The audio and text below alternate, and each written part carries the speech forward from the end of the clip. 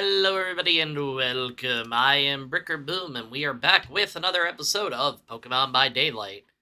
What is Pokemon by Daylight? Well, let's just say, for simplicity, I was really bored. My friends were bullied into it, kinda. So, what we decided to go ahead and do was take the different killers of Dead by Daylight, take them out of the game, put them in the Pokemon world, and assign a Pokemon team to them. This week, we are going to be covering Wraith, Nurse, and the Clown. We cover their backstory, we look at their perks, and then we decide what we think the best team for them would be. So, let's go ahead, hop right into it. No sense in wasting time. We're going to go ahead and cover Wraith first. Let's take a look at his backstory. The basic gist was, if I'm not mistaken, he was a foreigner who came to the United States, worked in this wrecker yard, and it turns out he just kept destroying cars that had bodies in them that he didn't know about because his boss never told him. That he has the wailing bell to warn his village of like oncoming intruders, but he fell asleep one day, and when he woke up he went to go find his friends, but he only found pieces of his friends, and his family was all gone, and it was so he was one of those like killers that shouldn't have been a killer. Yeah, it's literally just because his boss was a shitter. Yes. It kind of. Go ahead. I was gonna say, just kind of put him into a boiling point. It's like, and then kills his boss. Yeah, kind of reminds me of when we covered Trapper, I believe it was, that it was his dad. Philip Ojimo came to this country with nothing other than hope for a new beginning. He was happy as he got offered a job at Auto Haven Wreckers, a small scrapyard where bribed cops turned a blind eye for the somewhat shady business that took place. Ojimo didn't care. He had seen criminal activity up close in his homeland, and as long as he didn't get involved, he let things be. He just fixed cars and handled the crusher, something he did really well. A car went in, and a small metallic cube came out. Oh, so simple, I love it. It was not until one gloomy day that he, just by accident, saw some blood coming from one of the uncrushed cars. As he opened the trunk, he found a young man, gagged and tied with panic-filled eyes. Ojimo freed the man, who managed to run 10 feet before Ojimo's boss stopped him and slit his throat. Oh my god! As Ojimo demanded answers, he got explained to him that he'd been nothing. I can't read. Oh my god! As Ojimo demanded answers, he got explained to him that he'd been nothing more than a simple executioner, as more or less every car had a soul in them, as it was a service the scrapyard provided to clients. Ojimo snapped and went ballistic. He threw his boss in the crusher and let it slowly compress. As the head stuck out, Ojimo grabbed it and pulled head and spine out of his body. He was then never seen again. Using his wailing bell to render himself invisible, the Wraith tracks his prey and strikes with little warning. Upon hearing the bell's fateful chime, survivors must think fast or suffer the consequences.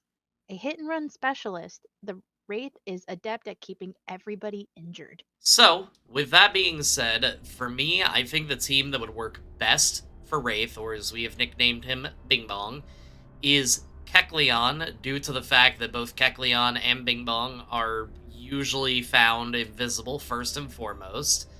Houndstone, due to the perk Bloodhound. Noctowl, the eyes are specifically adapted to see in the darkness, and Bing Bong himself has Shadowborn. Marowak, due to Bing Bong holding a bone of his boss and Marowak doing the same thing.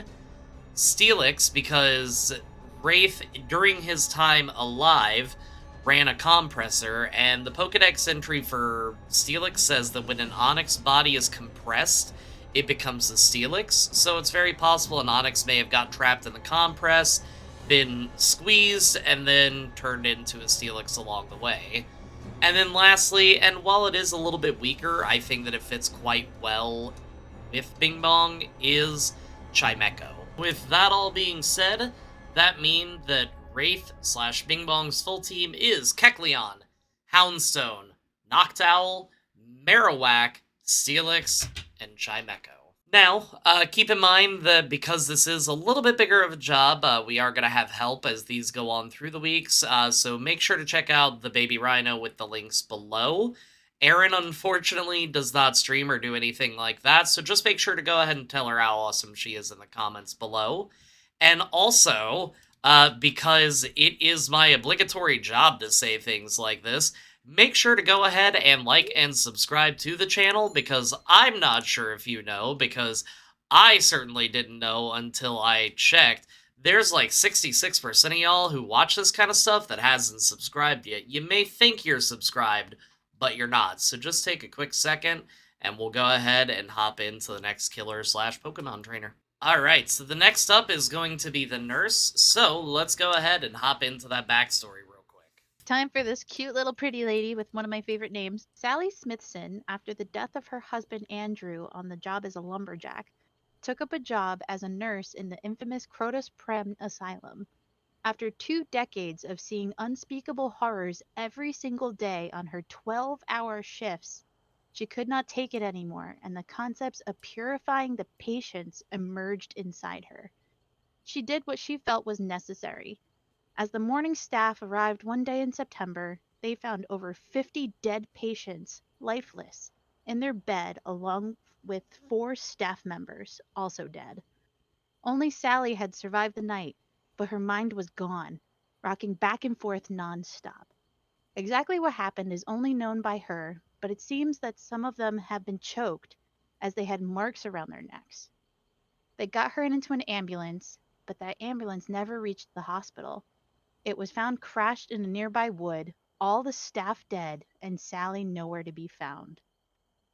The nurse is a warping killer, able to blink through obstacles and quickly close gaps with her power. Her power is the intense and violent last breath snatched from the asylum's warden, Patrick Spencer.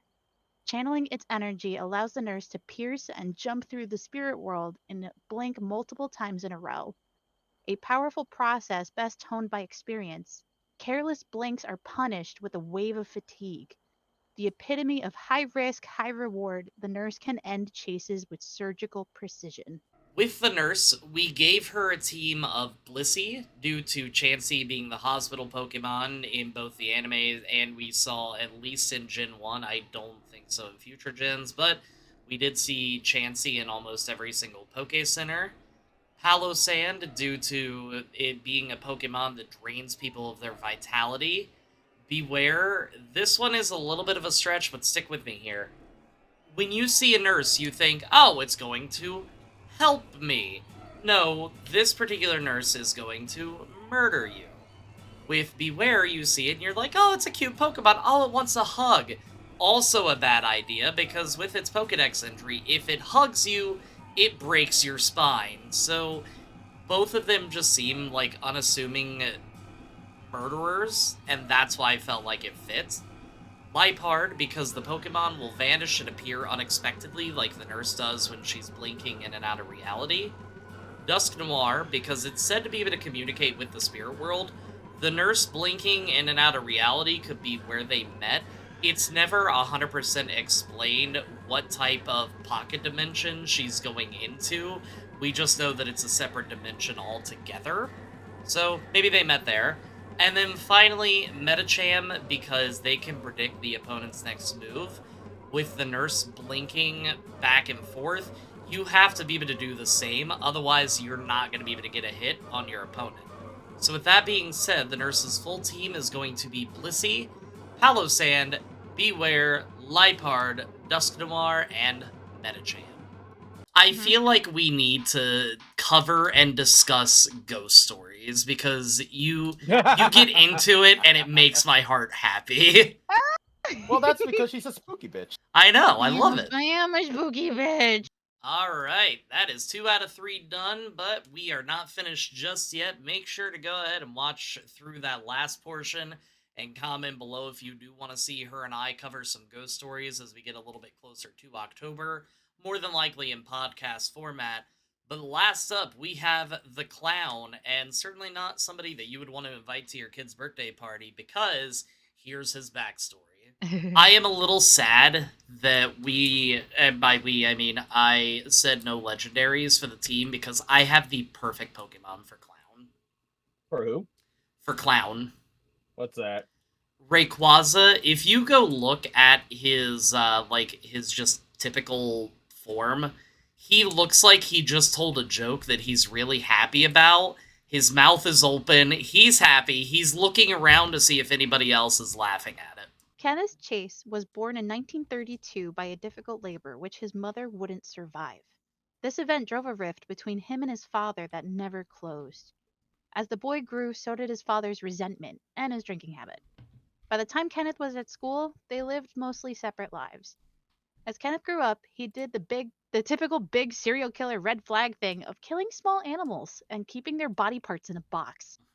In early 1954, a young man went missing and the town turned upside down in the search.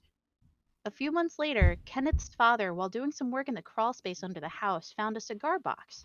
He broke it open and saw, to his horror, that it contained feathers, animal paws, and a man's finger. Once Kenneth found out that his father discovered the box, he ran away from home.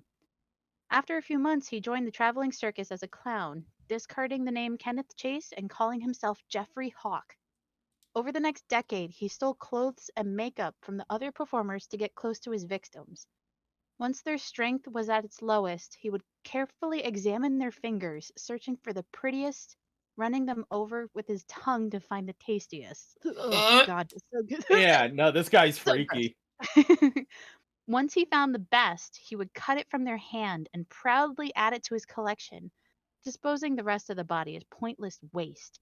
Men, women, young, old, he didn't care.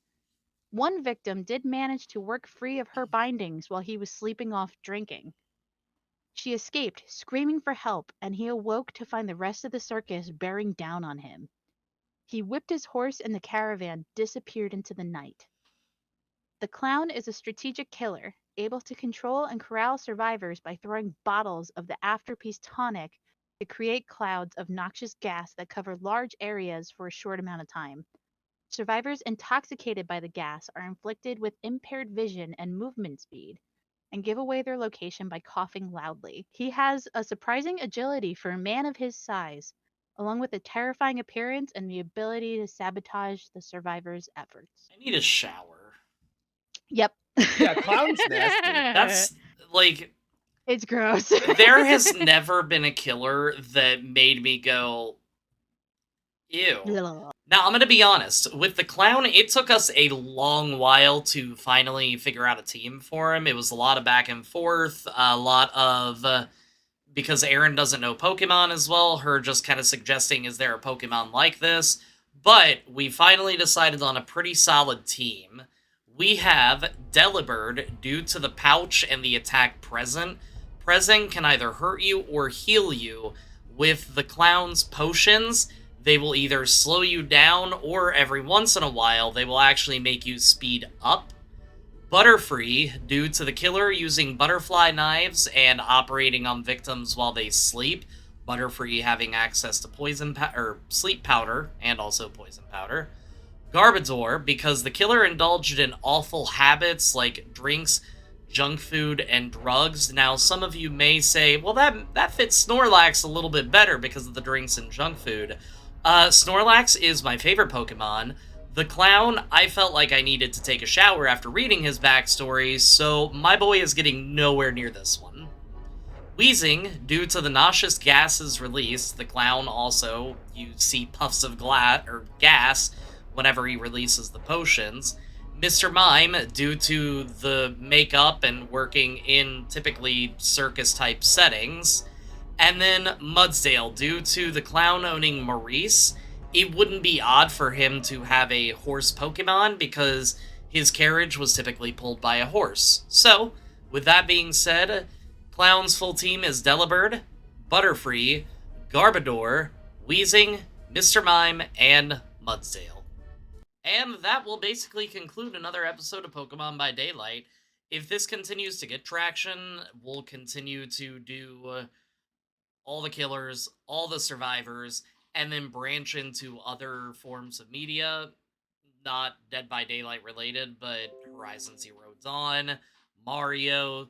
With the Mario movie coming out next month, we may go ahead and do an early video of that. Who knows? But you know what I say. If you like the video, even if you didn't like the video, think about hitting the like and subscribe button because it really does help me out. Think about joining the Discord. Tell me how you found me. Do all that happy stuff. And until next time, everybody, peace out.